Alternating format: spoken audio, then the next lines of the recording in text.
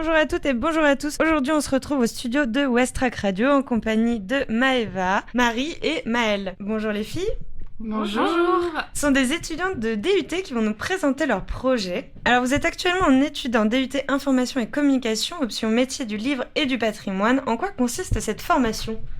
Alors c'est une formation qui prépare au métier de libraire, au métier de bibliothécaire et au métier qui touche à la culture et au patrimoine. C'est une formation qui est vraiment professionnalisante. On reçoit la moitié de nos cours par des professionnels du monde du livre et du patrimoine.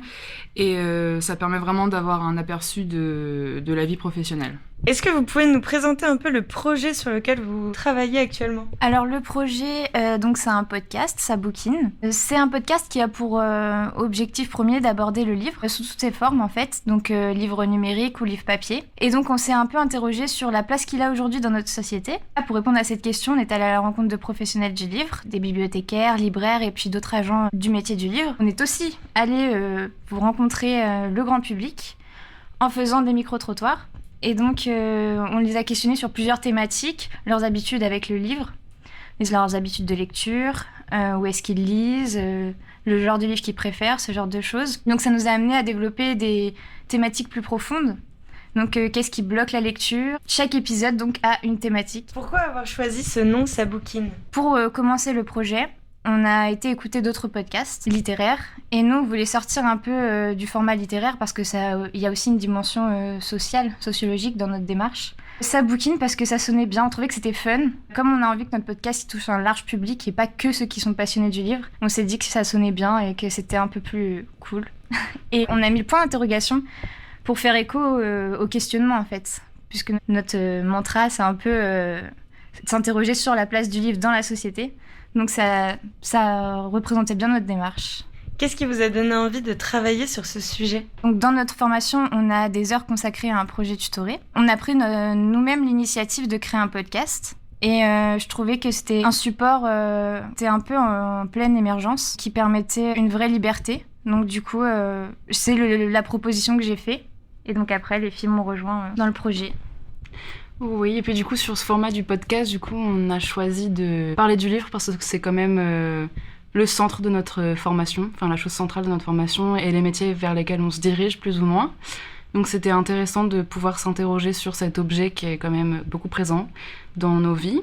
Pour moi, c'était plutôt le support qui m'intéressait. Le podcast, je trouve ça super chouette en fait. Et ça se développe de plus en plus et les gens écoutent ça aussi de plus en plus. On peut en trouver partout sur n'importe quel sujet. Et je m'étais dit que moi j'en écoute, mais est-ce que je pourrais en faire ?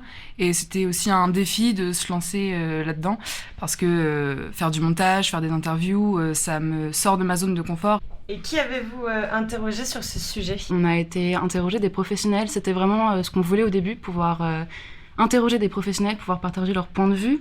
Donc on a d'abord pensé aux libraires, aux éditeurs, aux bibliothécaires, donc les métiers auxquels on pense en premier. On avait vraiment à cœur aussi de pouvoir interroger d'autres professionnels à qui on ne pense pas forcément, donc par exemple des bouquinistes ou des médiateurs, même des comédiens, du coup, parce que ça touche à la lecture aussi. Donc on a pu interroger tous ces professionnels-là et on voulait aussi avoir d'autres avis, donc plutôt des avis du grand public pour avoir vraiment des points de vue assez différents. Quelles sont les réponses que vous avez pu récolter sur la place du livre dans la société, du coup ? Du coup, pour le savoir, il faudra écouter le podcast. Mais non, plus sérieusement, on a eu beaucoup de réponses très positives, mais aussi très variées sur la vision qu'ont les gens sur le livre, en fait, et sur sa place, que ce soit livre numérique, et livre papier. Ça nous a bien montré que malgré tout, le livre, ça reste quelque chose qui est bien ancré dans nos vies, que avec l'évolution des supports, ça a un bel avenir. Où pourra-t-on retrouver le podcast Ça bouquine ? Alors notre première émission est sortie avant-hier, mardi, et on peut la retrouver sur différentes plateformes, notamment Encore, YouTube, Spotify, Google Podcast et Pocket Cast, et c'est gratuit bien évidemment. On est aussi présente sur les réseaux sociaux comme Instagram et Facebook.